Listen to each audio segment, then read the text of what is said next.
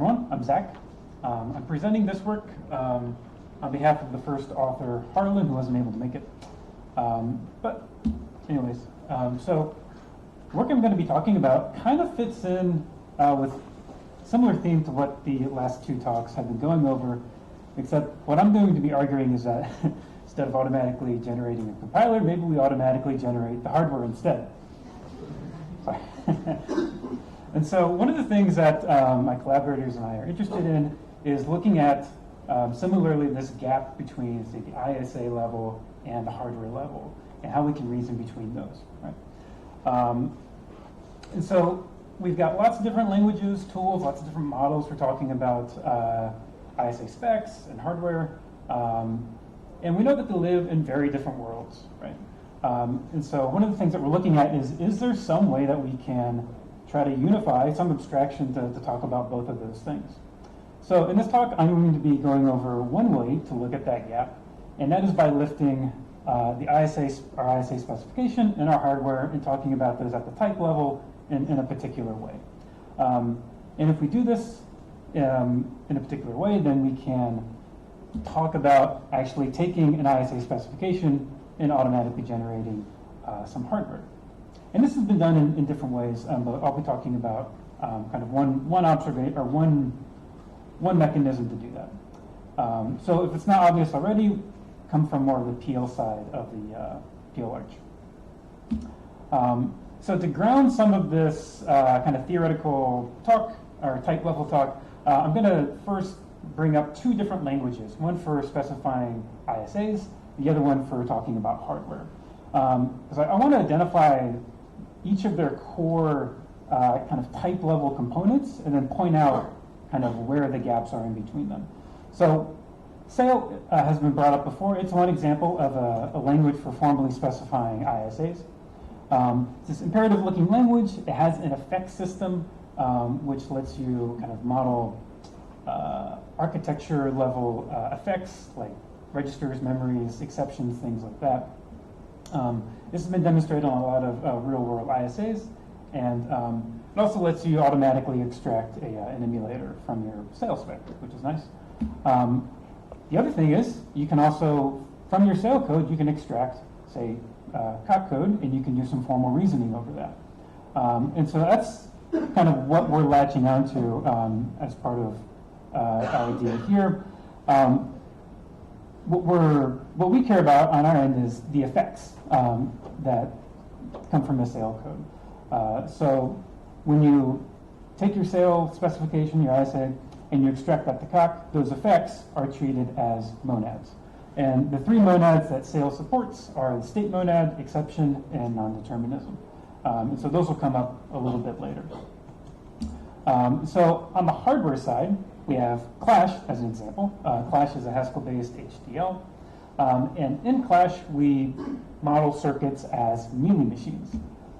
So a Mealy machine is a sort of, it's a finite state transducer. You can talk about transitions that have some input and output. It's a fairly common way of modeling a circuit. And so part of the idea in Clash is that if you have a function and your function is typed as a Mealy machine, then you can kind of compose these together and build a hardware design. Now, what is the type of a Mealy machine? Well, it is an arrow. And an arrow is a way of describing basically data flow at the type level. And so very roughly, I will say that arrows can represent data flow at the type level, and very roughly, monads can represent control flow in that sense. So I bring up this chasm between the two, between our ISA and our hardware, specifically between SAIL and Clash. As an example, we have monads on one side, arrows on the other. One way to model ISA, the other hardware, right? So what is there some type level abstraction we can use to talk about these two things? Well, before we get to that, there's one thing that makes this difficult, and that's composition. Talking about any kind of thing, whether it's our specification of our ISA or our hardware design, composition is difficult. If we're just looking at data flow, things compose fairly easily. That's nice, right?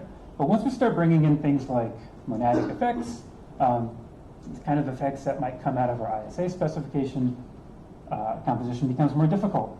All of those different monads that we get extracted out of the sail code in the cock, those are composed together as monad transformers, and that gets really cumbersome. It's not a nice way of working with them.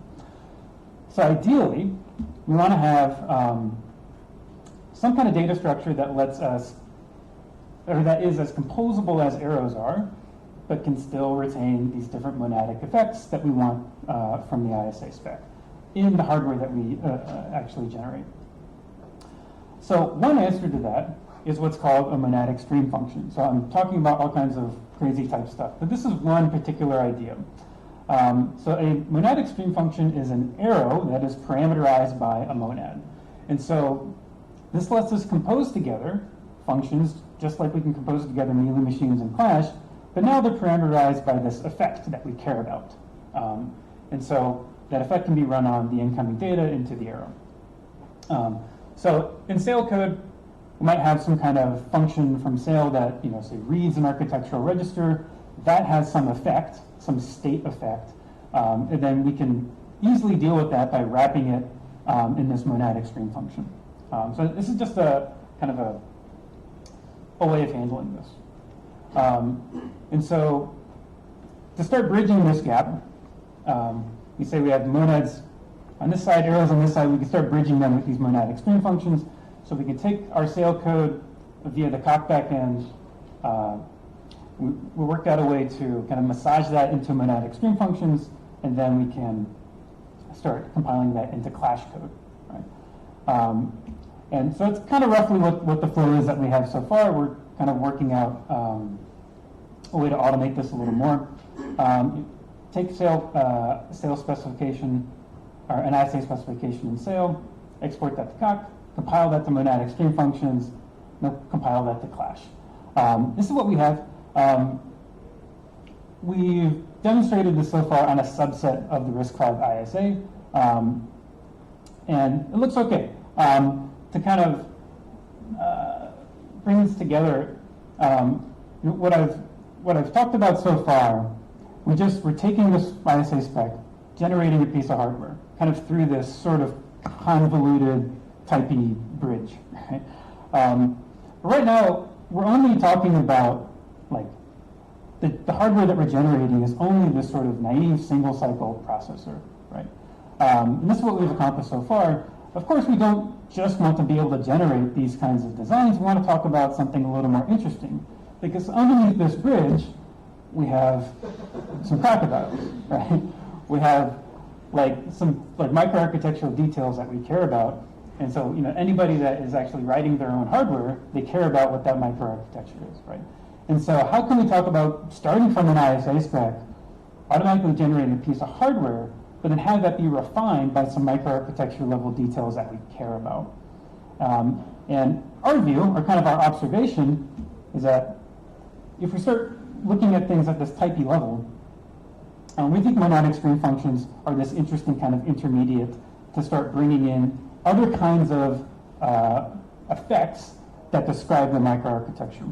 And so because monadic stream functions are very composable, in this way we can start bringing in other kinds of effects that might talk about things like timing or resources or whatever else we want to talk about at the microarchitecture level, and then generate hardware that actually does that for us. So that's where we're going. Not quite there yet, but this is sort of the bridge that we see to get from ISA spec to hardware with some interesting stuff in between. So anyhow, thanks for your attention, everybody. Thanks.